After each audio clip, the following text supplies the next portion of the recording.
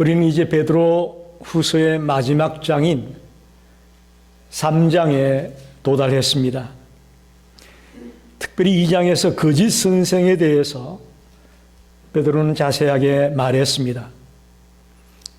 그리고 이제는 자신이 죽음이 임박했음을 의식하고 마지막으로 말하고 있습니다.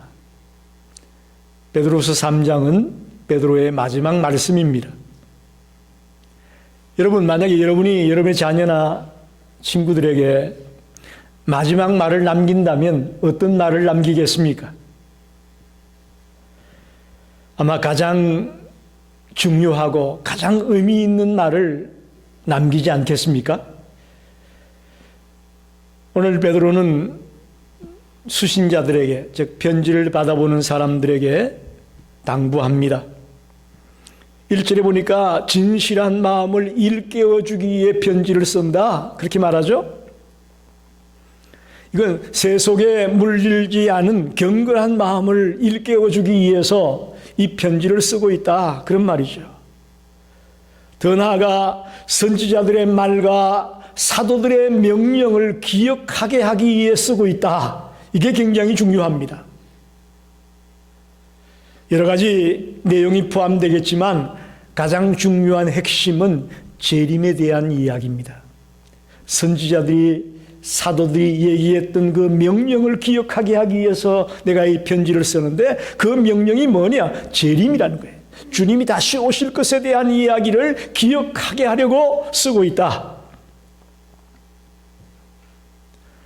그 이유는 당시에 거짓 선생들 이야기를 했습니다마는 재림을 의심하고 재림을 믿지 않는 자들이 상당히 많이 있었음을 우리가 알게 됩니다.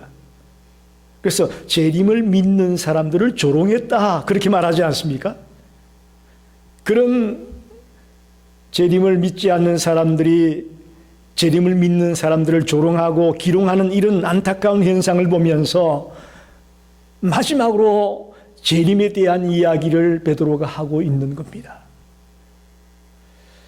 사실 오늘 강단에서 재림을 얘기하고 심판을 얘기하는 설교자가 얼마나 되겠습니까? 교인들이 듣기 싫어하기 때문에, 성도들이 들으려고 하지 않기 때문에 재림이나 심판에 관한 얘기를 말하려고 하지 않습니다. 왜냐하면 인기 끄는 목사가 되어야 되니까, 성도들에게 인기를 끌어야 되니까, 축복받아라, 잘된다, 성공한다, 이런 메시지를 좋아하지 재림이 있다, 심판이 있다, 이런 이야기를 성도들이 좋아하지 않기 때문에 별로 하려고 하지 않습니다. 그러나 감사한 것은 이렇게 성경을 강해 설교를 하다 보니까 오늘 주어진 본문은 재림에 대한 얘기를 하는 거예요. 그렇기 때문에 무리 없이 아주 자연스럽게 부드럽게 밤중에 도둑같이 올 예수님의 재림에 대한 말씀을 선포하게 됩니다. 여러분 모두가 마음의 문을 열고 오늘 말씀에 귀를 기울이고 아멘으로 하답할 수 있기를 바랍니다. 첫째, 거짓 선생들의 재림의 의심을 생각해 보려고 합니다. 3절, 4절의 말씀이 재림을 의심하는 자들의 이야기입니다. 그들은 두 가지로 재림을 의심합니다. 첫째는 만물이 처음 창조될 때와 같이 그대로 있는데 무슨 재림이냐, 무슨 심판이냐 라고 그들은 의심을 합니다. 4절에 보니까 이르되 주께서 강림하신다는 약속이 어디 있느냐, 조상들이 잔 후로부터 만물이 처음 창조될 때와 같이 그냥 있다. 하나님이 처음 창조했을 그때의 모습 그대로 지금 그대로 있는데 무슨 갑자기 재림이고 심판이고 이런 일들이 일어나겠느냐? 그런 일은 없어 라고 얘기하는 거죠. 즉 과거로부터 지금까지 한 번도 변한 적이 없는데 그게 어떻게 갑자기 변하겠어? 그런 말이죠. 천지 만물이 조상적부터 변함없이 존속되어 왔고, 또 그걸 볼 때 그리스도의 재림은 거짓말이다, 그렇게 그들은 주장하는 거예요. 하루아침에 어떻게 발작적인 그런 대변화가, 대전환이 이 땅에 이루어질 수 있겠느냐? 그런 일은 절대로 있을 수가 없어. 그래서 그들은 재림을 반대합니다. 그들이 주님의 재림을 믿지 않는 결정적인 이유가 있습니다. 그것은 바로 그들이 계속해서 자기의 정욕대로 살기를 원하기 때문입니다. 그들의 정욕은 육체적 쾌락으로 그들에게 만족을 주기 때문에 하나님의 뜻을 알지 못하게 합니다. 하나님의 뜻을, 하나님의 비밀을, 하나님의 계획을 모르게 합니다. 죽음 이후에는 영원한 죽음과 영원한 삶이라는 이 놀라운 세계가 있다는 것을 그들은 믿지 않으려고 합니다. 자신들의 정욕을 따라 사는 삶을 유지하기 위해서 현재의 삶만을 그들은 추구하고 있습니다. 재림을 의심하는 첫 번째 이유는 만물이 처음 창조된 모습으로 지금 그대로 있는데 갑자기 무슨 변화가 생긴다는 건 있을 수 없다라고 생각하면서 주님의 재림을 믿지 않는 것입니다. 두 번째는 주님이 재림한다고 말들은 했는데 아직까지 안 왔다, 자꾸 늦어지고 있지 않느냐, 이건 안 온다는 얘기다, 그렇게 말합니다. 주님이 재림한다고 얘기는 했는데 사도행전에 보면 예수님이 성천할 때에 제자들이 하늘을 쳐다보고 있으니까 흰옷 입은 두 천사가 말하지 않습니까? 너희들이 올라간 모습을 본 그대로 다시 올 것이다. 여러 군데서 주님이 다시 오실 것을 말하지 않았습니까? 그런데 자꾸 더뎌지고 자꾸 지체되고 자꾸 늦어지는 걸 볼 때에 이건 거짓말이다, 안 오는 것이다, 온다면 벌써 왔었어야지, 그렇게 논리를 펴는 거죠. 한마디로 말하면 거짓 선생들은 하나님의 말씀에 근거해서 재림을 이야기하는 것이 아닙니다. 자기들의 지혜와 세상적인 어떤 지식에 근거해서 재림을 의심하는 것입니다. 특별히 이런 현상은 오늘날 과학이 발달하고 철학이 발달하면서 이 시대는 더더욱 심해지고 있다는 것입니다. 오늘 지구촌 곳곳마다 재림을 의심하고 있고 또 심판을 의심하는 무리들이 점점 더 많아지고 있습니다. 전에도 말씀드렸지만 1992년 10월 28일 주님이 재림한다, 이 다미 선교회라는 것이 그렇게 선전하려고 외쳤다가 아주 톡톡하게 망신을 당했죠. 흰옷 입고 자기들 교회에 모여가지고 찬송을 부르면서 주님 오신다고 밤 12시가 넘어 새벽 1시, 2시까지 했는데 안 오셨어요. 그게 막 생중계가 되고 막 방송이 되면서 많은 사람들이 그 장면을 지켜봤습니다. 그러면서 안타까운 것은 사람들의 마음속에 재림이 없을 수도 있다라는 생각을 하는 거예요. 혹시 여러분 가운데 주님의 재림을 의심하는 자는 없습니까? 주님의 재림이 더뎌지는 걸 볼 때에, 늦어지는 걸 볼 때에 없을 수도 있다라고 생각하는 분은 안 계십니까? 이것이 베드로 당시에 거짓 선생들이 주장했던 주장입니다. 여기에 대해서 베드로는 두 가지로 답변을 합니다. 두 번째로 생각해 볼 것은 베드로의 답변입니다. 첫째는 이 세상은 하나님의 말씀으로 창조된 것이고 또 노아의 홍수 사건을 바라볼 때에 분명히 주님이 재림하실 것이다. 그렇게 베드로는 반박합니다. 사실 이 세계는 영속적인 우주가 아닙니다. 일찍이 대홍수 시대에 한 번 물로 멸망을 받았던 적이 있습니다. 지금은 불로 인한 두 번째 멸망이 가까운 시대에 살고 있다는 것이 베드로의 답변입니다. 주님의 재림을 의심하는 자들은 만물이 태초부터 변하지 않고 그대로 있는 것을 볼 때에 주님의 약속이 이루어진다는 것은 불가능하다, 그렇게 주장하거든요. 특별히 과학자들은 이 세계가 한치의 오차도 없이 탁탁탁탁 지금 돌아가고 있다는 거예요. 그래서 하나님을 소위 말하는 자연신론이라고 그러죠. 자연신론. 이게 뭐냐면 세계를 창조한 하나의 신을 인정한다.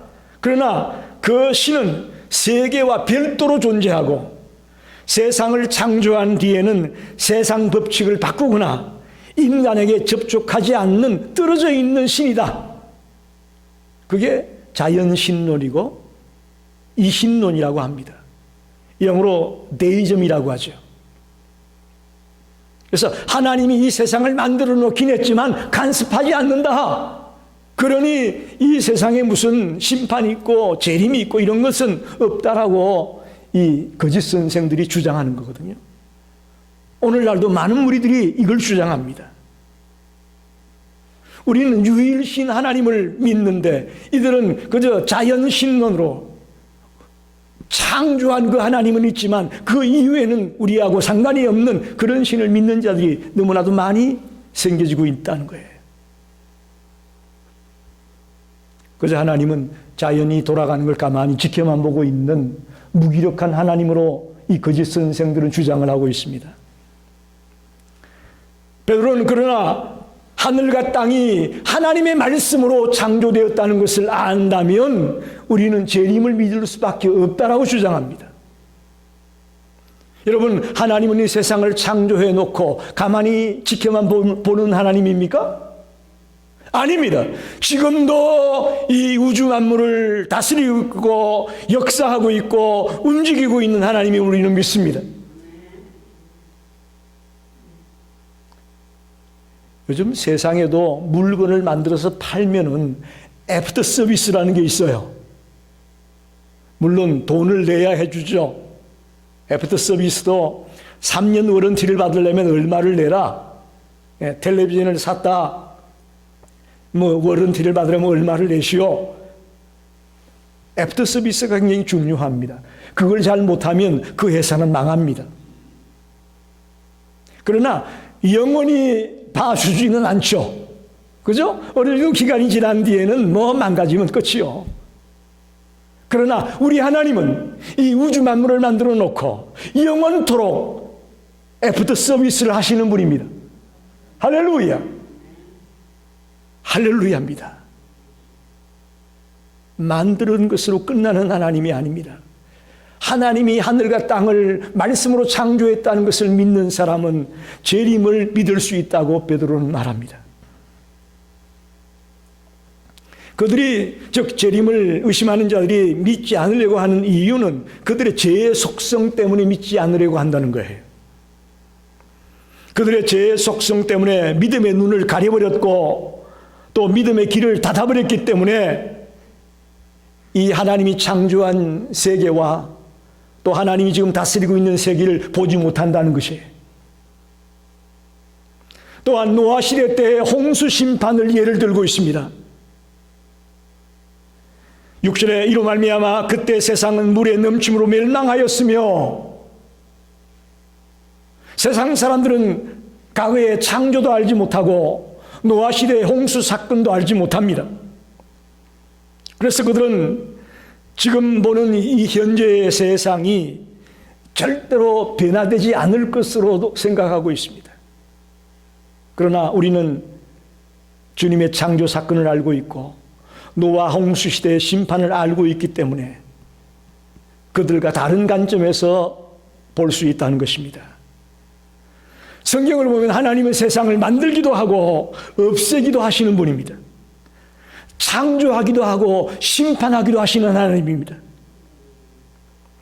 그렇기 때문에 그분이 말씀하고 있는, 그분이 약속하고 있는 이 세상의 마지막 때, 주의 날, 재림의 때, 심판의 때 분명히 있음을 베드로는 밝히고 있습니다.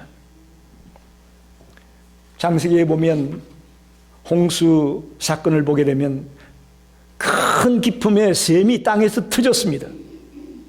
이 그냥 비 오는 정도가 아니에요, 여러분. 비가 많이 와서 40일 동안 비가 오는 바람에 홍수로 사람이 다 죽었다, 그게 아니에요. 땅에서 큰 샘이 터졌어요. 그리고 하늘의 창이 열렸어요. 하늘의 창문이 열려가지고 40일 동안 비가 쏟아졌다고 되어 있습니다. 여러분, 우리가 말하는 그런 홍수 정도가 아니에요. 그래서 새와 육축과 들짐승과 땅에 기는 모든 것들과 노아의 가족들 외에는 모든 사람이 다 죽고 말았다고 말합니다. 왜 하나님이 이렇게 심판했습니까? 죄악이 세상에 간영했기 때문이라고 말하지 않습니까? 그들의 모든 생각과 계획이 악함을 보고 하나님이 심판했다고 되어 있지 않습니까? 더 나아가서 노아의 시대와 오늘 우리의 시대를 한번 비교해 보십시다. 노아의 시대가 죄악이 간영하고 항상 악한 생각만 가지고 있기 때문에 하나님이 물로 심판했다면 오늘 우리의 시대를 한번 보시라고, 여러분. 노아 시대하고 비교해 볼 때 좀 나은 게 있나요? 점점 더 흉악해집니다. 더 성적인 타락이 무섭게 일어나고 있습니다. 인간의 존엄성이 무시되는 그런 사회 구조가 팽배해 있습니다. 하나님을 경배하지 않는 인간의 심성들이 점점 더 늘어나고 있습니다. 노아 시대를 훨씬 능가하는 죄악이 이 땅에 팽배해 있다는 것을 보게 됩니다. 그런데 하나님은 노아 홍수 사건 이후에 약속하셨죠. 다시는 물로 심판하지 않겠다고 약속하지 않았습니까? 그렇기 때문에 이제는 이 마지막 때에 주님이 재림하고 심판이 있다면 불로 심판한다는 것입니다. 불의 심판이 있을 것이라는 것이죠. 두 번째로 베드로는 하나님의 시간관과 인간의 시간관이 다르다는 것을 주장하면서 반박하고 있습니다. 더디다, 안 온다. 그러니 안 오는 거야 라고 주장하는 그들에게 하나님의 시간관과 인간의 시간관은 다르다. 8절에 사랑하는 자들아, 죽기는 하루가 천년 같고 천년이 하루 같은 것을 너희가 모르느냐. 기가 막힌 말입니다. 우리는 하나님과 같이 시간을 봐야 됩니다. 우리 인간의 시간관으로 시간을 봐서는 하나님의 때를 알 수가 없습니다. 우리는 하나님의 시간에 대해 다른 시각을 가지고 있는 것을 인정해야 됩니다. 그분은 어떻게 보면 시간 위에 계신 분이에요.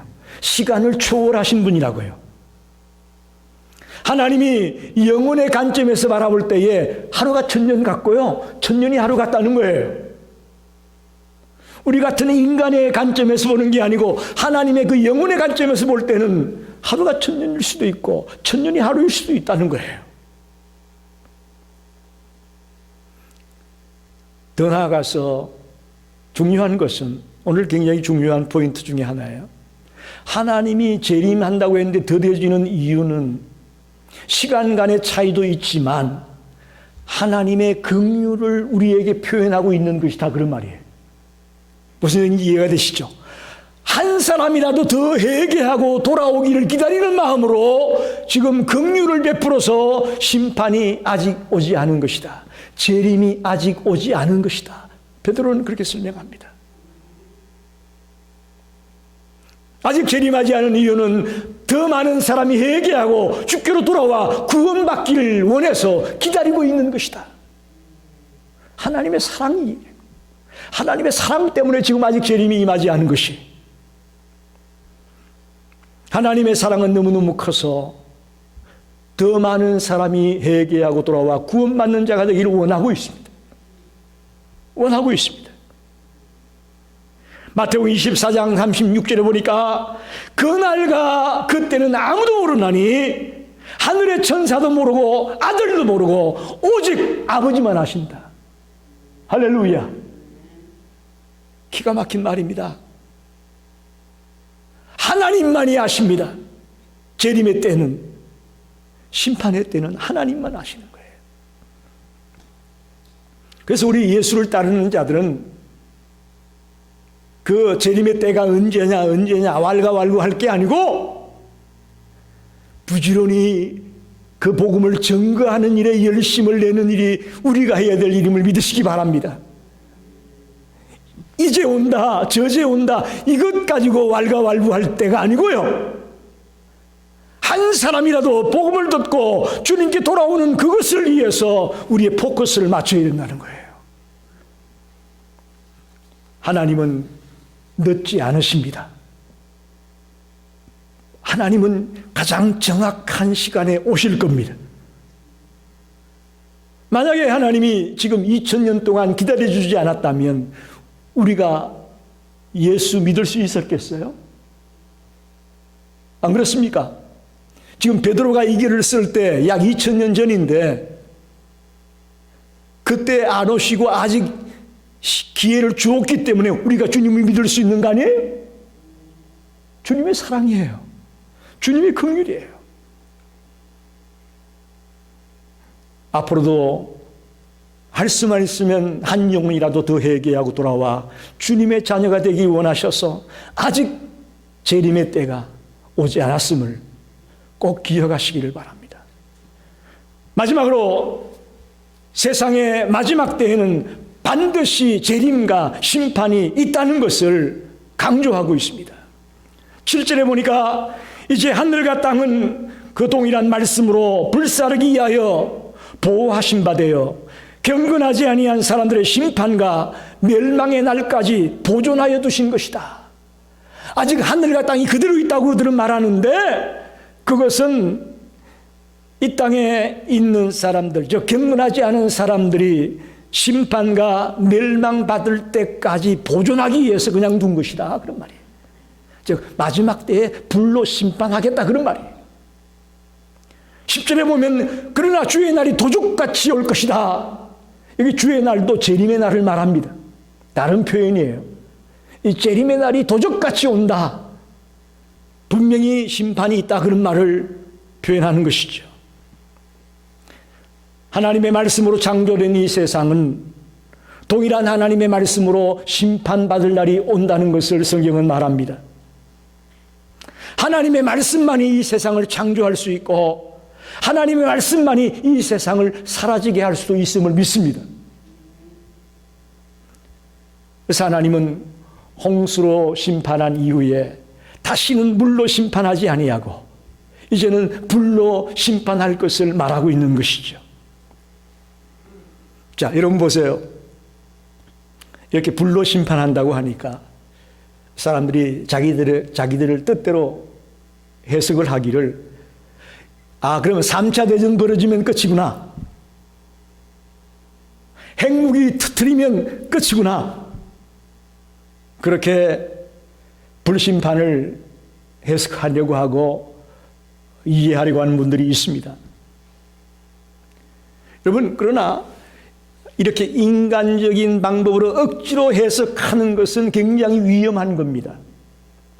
10절을 보세요. 10절에 보면 주의 날이 도둑같이 오리니 그날에는 하늘이 큰 소리로 떠나간다. 여러분 보세요. 하늘이 큰 소리로 떠나가고 물질이 뜨거운 불에 풀어진다 그랬어요. 하늘이 큰 소리로 떠나가는 게 뭘까요? 하늘은 우주와 이 태양계를 말합니다. 이것이 대폭발에 의해서 큰 변동이 생길 거라는 것입니다. 두 번째는 물질이 뜨거운 불에 풀어진다. 이 물질이라는 말, 개역 성경에는 체질이 그랬죠. 체질이 뜨거운 불에 풀어진다.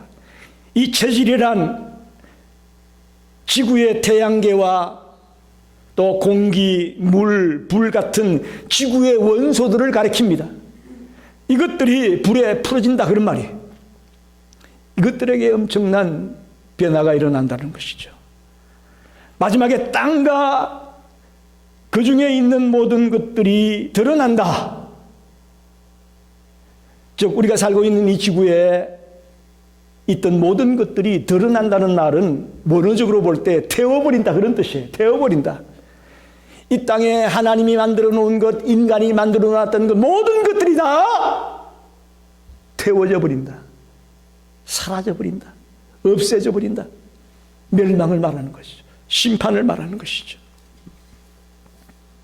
마지막 날에 땅도 하늘도 심판으로 인해서 변화가 일어날 것을 성경은 말합니다. 그러니 그 인간의 좁은 생각으로 3차 대전이 불심판이다, 핵무기가 불심판일 거다, 그건 하나의 단편적인 생각이고요. 주님이 말하는 이 심판은 더 거대하고 더 차원이 다른 그런 심판을 말하고 있음을 우리에게 가르쳐 줍니다. 그런 이후에 하나님이 새 하늘과 새 땅을 우리에게 준비해 놓으신다고 말씀합니다. 할렐루야! 이겁니다. 요한계시록 21장 1절에 새 하늘과 새 땅을 예비해 놓고 주님은 우리를 기다리고 있다는 것입니다. 말씀을 정리합니다. 오늘 설교 제목이 밤중에 도적같이. 여러분, 도적같이라는 말은 예고 없이 온다는 겁니다. 예고 없이. 도둑님이 여러분 집에 올 때에 나 몇 시에 갈게 하고 오십니까? 그러면 얼마나 좋겠어요. 마찬가지로 주님의 재림은 예고 없이 찾아온다는 겁니다. 오늘 지금 우리들의 삶의 환경을 봐서는 주의 날이 온다는 걸 짐작하기가 어렵습니다. 그러다 보니까 사람들은 의심하는 거예요. 재림이 없을 거야. 없을 수도 있어.